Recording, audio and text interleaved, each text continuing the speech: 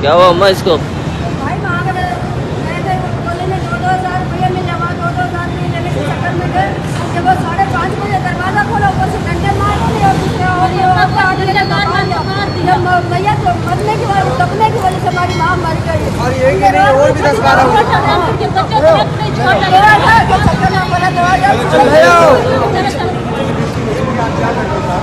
बिस्मिल्लाहिर्रहमानिर्रहीम। मैं अब्बासी शहीद में मौजूद हूँ।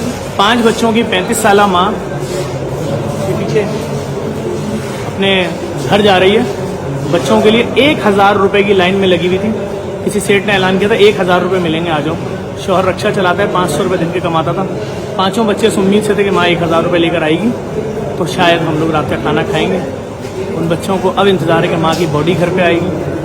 ये मैयत जा रही है, ये मैयत सवाल कर रही है, मुझे नहीं मालूम इसका जिम्मेदार कौन है। क्या किसी सरकारी पार्टी को आज कैंसिल किया जाएगा? क्या ये अफसरान के अफ्तार पार्टियां और डिनर हो रहे हैं उससे फारिग होने के बाद इस आवाम का सोचेंगे कि जिनके अफ्तार के लिए 1,000 रुपये लेने निकले तो 11 लोग अपनी जिंदगियों से ही चले गए। यानी 1,000 रुपये के पीछे 11 जिंदगियां चली गई। 1,000 रुपया यानी $5-4। कितना अफसोस है, रो सकते हैं। मैं हर मैयत के लवाहिकीन के पास पहुंच रहा हूँ और फ़ारूक अमीन साहब जो यूनिटी फूड वाले, उनसे मैंने 1-1 लाख रुपए लिए हैं फैमिली को। जिसके पास 1,000 रुपये खाने का नहीं है वो हज़ारों 50-50 हज़ार की खबर कैसे लेगा? वो मैयत गुस्ल कफन कैसे कराएगा? वो मैयत बसें कैसे करेगा? तो कम से कम इनको 1-1 लाख रुपये पहुँचा रहे हैं कि आप तदफीन करो, फिर आगे के मामला देखेंगे। जुल्म कितना बड़ा आवाम पे जुल्म हो रहा है। अगर कोई सोच सकता है तो देख ले, आंखों से देख ले आवाम कितनी बेबस है, कितनी बेबस है।